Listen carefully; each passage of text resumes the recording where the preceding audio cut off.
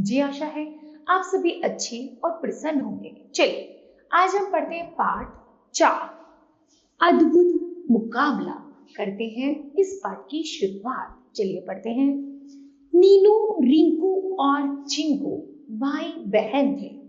रिंकू और चिंकू बड़े थे, जबकि नीनू सबसे छोटी थी, परंतु समझदार थी। एक दिन सुबह उठकर अखबार पढ़ते हुए रिंकू ने भारत कुमार प्रतियोगिता के परिणाम को देखा और उसके बारे में पिताजी से पूछा।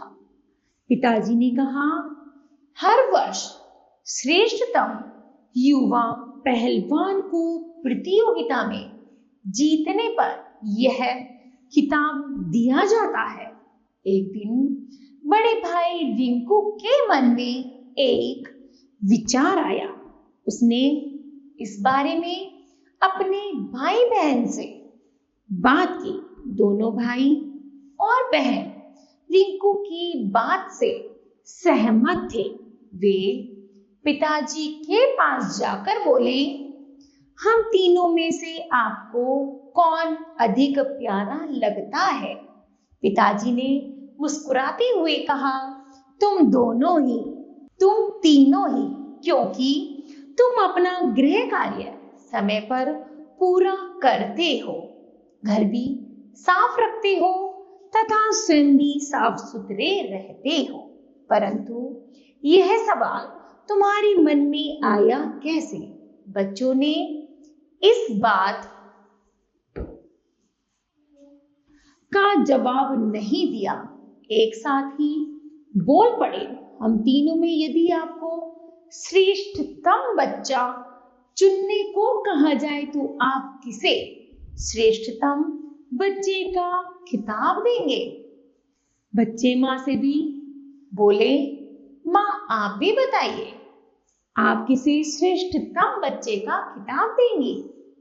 माँ बोली, अब समझ में आया, ये भारत कुमार किताब के विषय में बात कर रहे हैं। माँ व पिताजी दोनों मुस्कुरा दिए। उन्होंने कहा, इस साल घर में श्रेष्ठतम बच्चा चुना जाएगा। 3 महीनों तक तुम तीनों अच्छे अच्छे कार्य करोगे। तुम्हारी माँ और मैं तुम्हें इन कामों में नंबर देंगे।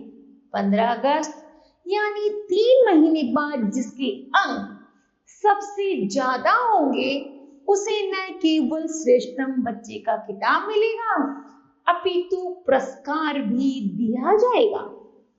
ठीक है ना? ठीक है, तीनों बच्चे उछल पड़े। अच्छा, अब तुम सब जाकर पढ़ो। तुम्हारे पिताजी को जरूरी काम करना है। शोरगुल मचाओगे तो तुम्हारे अंक अभी से कटने शुरू हो जाएंगे। माँ ने कहा। घर का माहौल बदला हुआ था। निर्णायक मंडल यानी माँ और पिताजी दुविधा में पड़ते जा रहे थे। छोटी छोटी बातों पर तीनों बच्चों की झगड़े भी बंद हो गए थे। तीनों एक दूसरे से अच्छा बनने के चक्कर में अक्सर पढ़ते या फिर समय मिलता तो प्यार और आराम से खेलते। परिणाम यह हुआ कि तीनों ही कक्षा में प्रथम आए। रिंकू और चिंकू तो ग्रीष्म अवकाश गृह कार्य करते और खेलने लगते, परंतु इन सबसे अलग छोटी नीनू ने एक ऐसे कार्य का बीड़ा उठाया जिसकी किसी को कानो कान खबर तक नहीं हुई। 15 अगस्त से कुछ दिन पहले माँ पिताजी को बोलकर नीनू ने अपना नाम भी प्रतियोगिता से वापस ले लिया। माँ व पिताजी भी चकित थे, जबकि रिंकू और चिंकू खुश थे कि उनका एक दावेदार कम हो गया। आखिर आजादी का दिन आ ही गया। पिताजी ने घर के सबसे पुराने नौकर रामू काका को निर्णय सुनाने का काम सौंपा। रामू काका ने कहा, जिसे पुरस्कार मिलना चाहिए उसका नाम तो प्रतियोगिता में है ही नहीं। क्या मतलब? माँ और पिताजी ने एक साथ पूछा। रामू काका ने कहा, साहब, दोपहर को सभी के सो जाने पर नीनू बिटिया हम सभी नौकरों को पढ़ना लिखना सिखाती थी और आप सभी को भी बिटिया ने बताने से मना किया था। जब हम पढ़ने लगेंगे तब एक दिन पढ़कर सबको आश्चर्यचकित कर देंगे।